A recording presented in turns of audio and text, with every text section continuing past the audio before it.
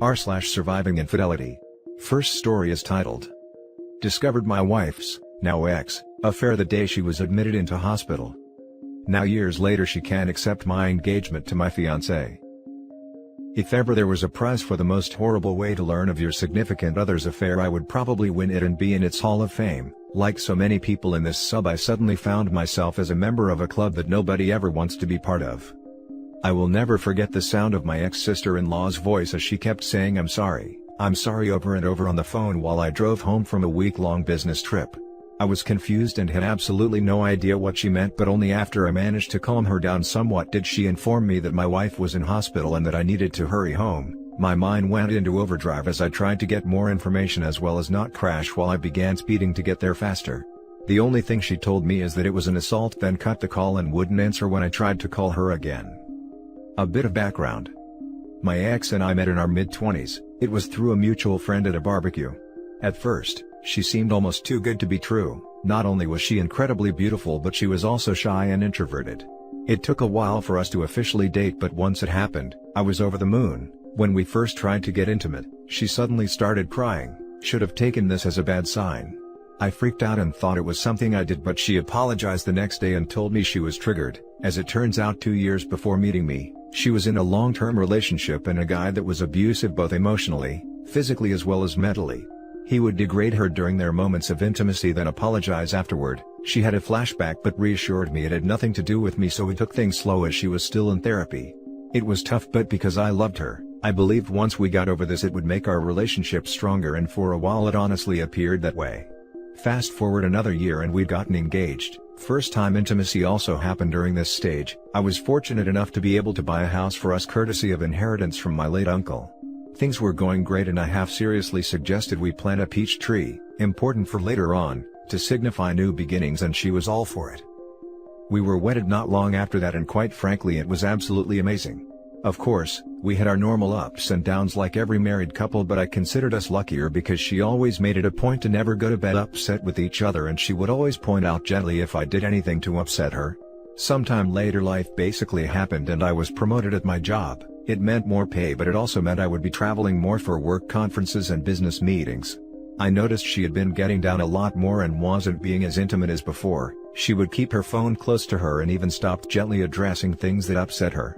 I tried to talk to her about it, but she assured me that she was fine and this was a phase she was going through, and having no reason to not trust her, I let it go.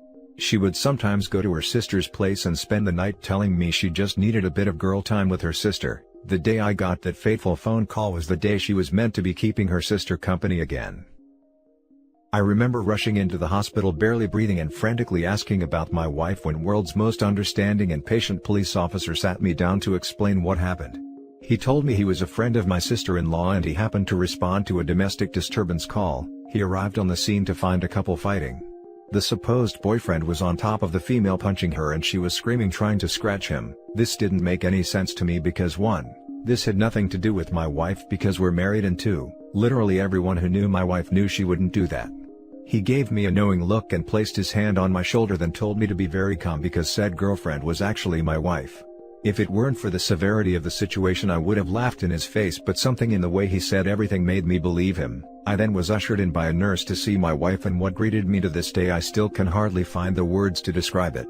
I just stood there for what seemed like an eternity. Then a doctor came in and explained her injuries to me. The jaw was slightly fractured, her left eye was completely swollen shut and had massive bruising covering half of her face, as well as 3 broken ribs. Then the doctor dropped another bomb and told me she was pregnant. I still couldn't understand how this happened. Then I caught sight of her sister. She at first tried to avoid me, but at the persuasion of her police officer friend she told her what she knew. It turns out my wife's ex had gotten in contact with her 5 months ago. He was doing this redemption pyramid step thing where he would apologize to people he has wronged in order to clear his karma. Anyone else BS meter going crazy right now. They began talking more, then he convinced her to meet up for coffee and show her he was a changed man. Obviously old feelings resurfaced, coupled with the fact that he appeared changed. Now it soon developed into an emotional affair. My wife approached her sister for advice, who told her to take things slow and just get it out of her system if she needed to, which then led to a physical affair 3 months later. She actually told my wife that she should at least make peace with her ex in whatever form it may be, and even offered to cover for my wife once in a while. My sister-in-law was in tears at this point and kept apologizing to me, saying that she didn't know about the abuse as my wife never told anyone other than me and her therapist at the time about it. I was numb, I just couldn't feel anything and was absolutely dumbfounded by my wife's actions. When my wife finally woke up, I was there and she burst into tears upon seeing me. I spent the following months in zombie flight mode. There was individual counseling for her as well as marriage counseling for us at the strong urging of her family. In counseling she was surprisingly forthcoming about how it happened and how she absolutely hated herself for causing me pain. She mentioned how at one point on her way home from his place she actually fantasized about driving into the river because she smelled like him and didn't want his scent to corrupt me. However, that made sense. She said she then tried to end it but was too weak, and only after learning that she was pregnant that it actually woke her up and made her realize that any further contact with this man was toxic to not only her but the unborn child as well, hence want to end things in person for good when he snapped on her. She became a shell of herself and developed a phobia for any other males but me. One point she couldn't even use the bathroom at night unless I was holding her hand. Sad, right? After the baby was born, son by the way, we got a paternity test and he was mine, but the more time I spent with her the more I realized I didn't hate my wife, I actually loathed her. I couldn't see the woman I married but instead saw as leftovers each time I looked at her. I decided to leave because I was afraid I'd do something I'd regret and be exactly like her abusive ex. She begged me not to leave and even made the ridiculous offer of giving me a hall pass as well as slapping her if I wanted to. I knew at this point I had to get out. She was actually very generous during the divorce. She moved back into her parents and signed a very well thought out co-parenting plan issued by the courts. Moving forward 3 years later and I meet my now fiancé by chance. I was in a bookstore with a buddy of mine and we were discussing Egyptian mythology when this beautiful woman approached me to correct me on my pronunciations of the Egyptian gods and cities. Needless to say, immensely impressed by not only her understanding but also by the fact that she is Egyptian herself. We exchanged numbers which eventually lead us to dating. When I finally proposed to her it was actually in front of the peach tree I had planted years ago. I got down on one knee but before I got my answer she ran into the house then came out with a ring as well. Turns out she was actually planning on proposing herself because she was madly in love with me and she just didn't want any other woman to have me. My son in all his sweet childlike innocence told his mother what happened because he was present when it happened. My ex literally showed up that night in the rain yelling about how could I propose to her, my fiancé, in front of our tree and that this isn't the end of us. I am completely exhausted at this point. I cannot go no contact because she is the mother of my child but she is basically harassing me and my fiancé. How do I convince her to move on, to get over her fear of men and not force me to get a restraining order? Sorry it was long but I am really desperate. Edit. Wanted to ask a question to the insightful women here. Something that still bugs me to this day is the fact that she even made time for her ex who took pleasure in destroying her only for her to suffer a much worse fate. Is it normal for the abused to want the attention of the abuser even if she might hate him? Something my ex said once. Edit 2. Forget to add this in the original post. When my fiancé presented me with the ring which she was gonna use to propose to me she had an engraving on the inner band which states to my pharaoh. Damn, I love this woman. Now for the top comments. When planning the wedding, keep all details from your son. Set the wedding date for a weekend that he is with you and make it a surprise for him. I like this idea. It worked for a friend of mine in a similar situation. By the time the ex found out they were married, it was too late to ruin it. Yes, and I can imagine the ex-evil wife now trying to use their son as a way of finding out info. Poor child. Grey Rock strategy. Don't communicate about anything other than son. Don't get sucked into other discussion. It's not your place to convince her of anything. I've co-parented somewhat successfully with my ex, wayward spouse, for 7 years now. The last time we actually spoke more than a few words in person was in mandatory mediation for divorce proceedings and we argued so badly the counselor cut the session short and sent us our separate ways. We communicate only when necessary and only directly pertaining to our son. It's effective, but of course requires participation of both parties.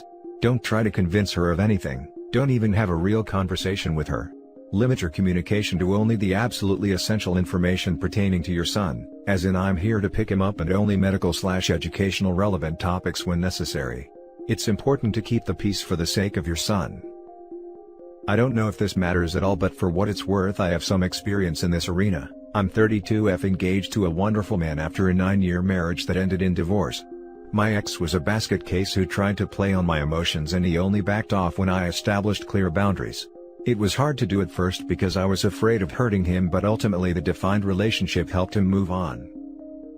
Thank you for sharing. I used to wonder what was so fascinating about being with a man who enjoyed putting bruises on her body and fracturing her bones as compared to me giving her coffee in bed with a kiss on the forehead. If ever there was a way to completely emasculate a man and ruin his confidence, this was clearly it, and she went above and beyond for it. Though she still apologizes to this day, it still doesn't change what she did.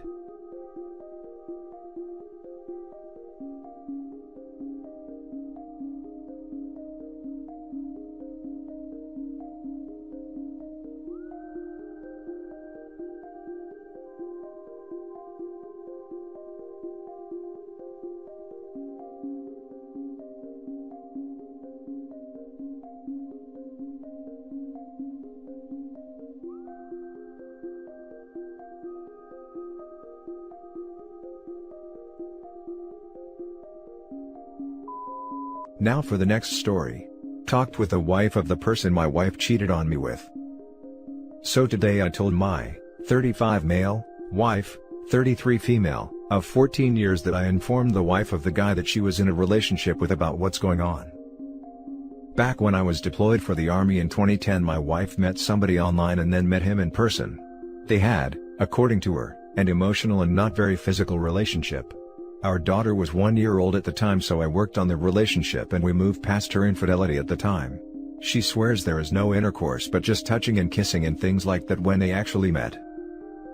Fast forward another 10 years, and at the beginning of August I found that they had reconnected online and were planning on meeting up while I was away on a trip.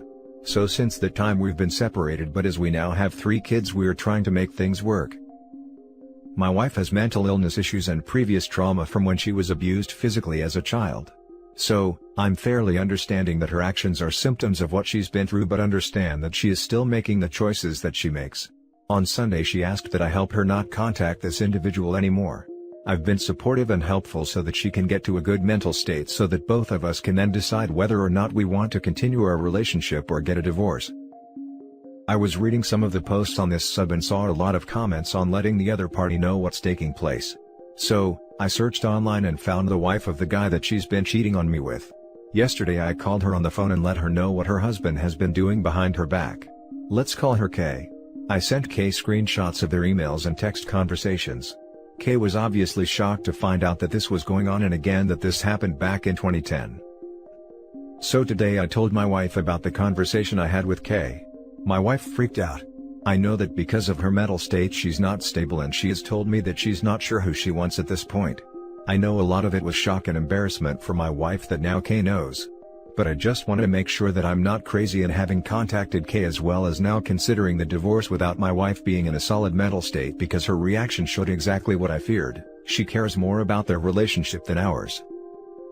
Now let's read the top advice of this post. You did the right thing, and also received an answer to a question you might have been scared to ask. She wants to be with the other man. Begin the divorce. If she is unbalanced, document everything for the coming custody battle. Good on you for letting the other wife know. Thanks. Super hard conversation to have with this poor lady. I have mental health issues stemming from abuse. It's not an excuse for being crappy, my man. Her showing where her priorities are proves you should move on. My mom was a big reason for my issues, and them stayed married with her issues nearly killed me. It's better for the kids long term for you to be in better place. My dad was a ranger, so it kills me reading about guys serving having to deal with this crap. I agree with the other posters and just want to add one thing.